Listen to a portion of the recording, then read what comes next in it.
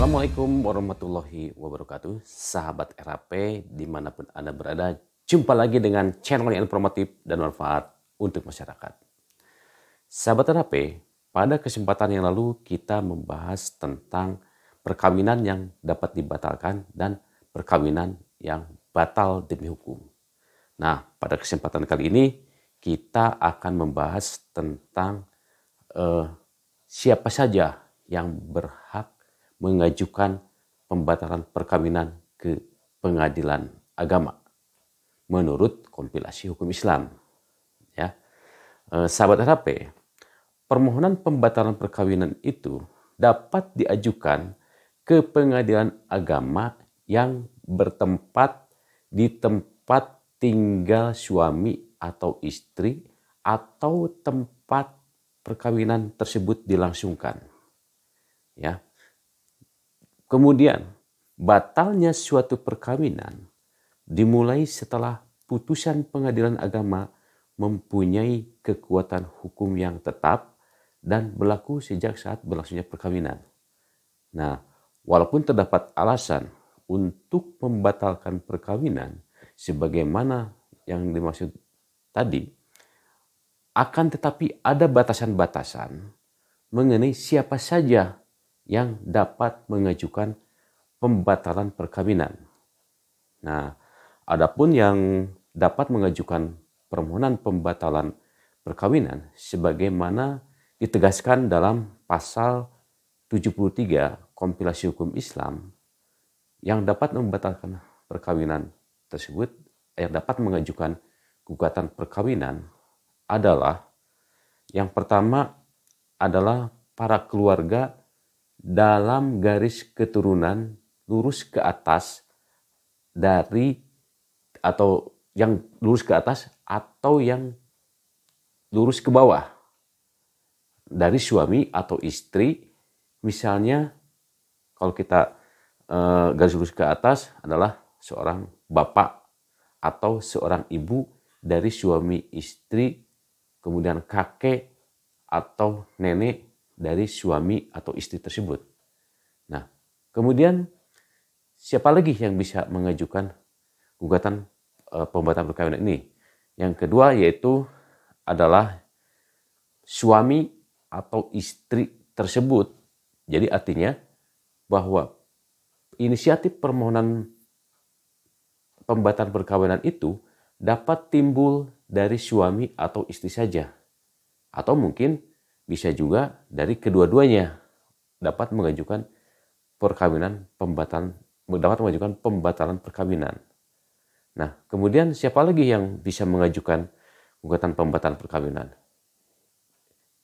Yang dapat mengajukan pembatalan perkawinan yang ketiga ini adalah pejabat yang berwenang mengawasi pelaksanaan perkawinan menurut undang-undang. Nah, pejabat yang ditunjuk ditentukan lebih lanjut dalam peraturan perundang-undangan.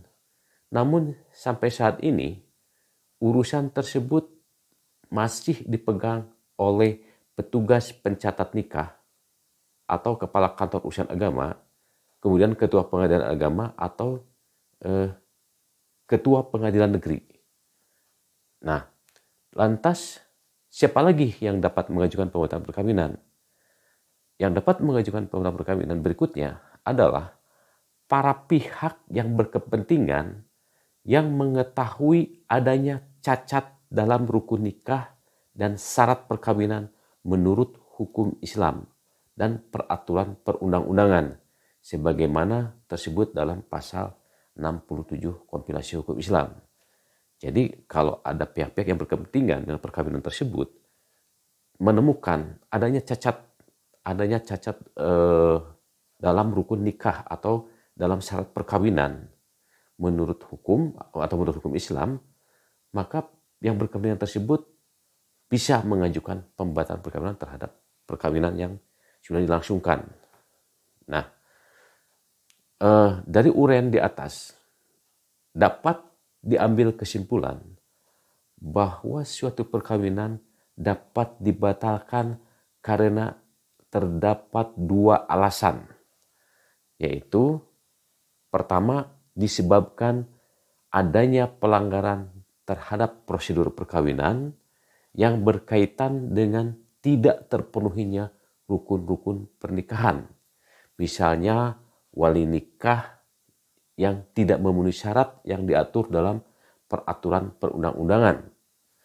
Dan yang kedua, disebabkan karena adanya pelanggaran terhadap materi perkawinan. Misalnya istri ternyata terikat tali pernikahan dengan pria yang lain atau dengan orang lain, maka si suaminya berhak mengajukan pembatalan perkawinan.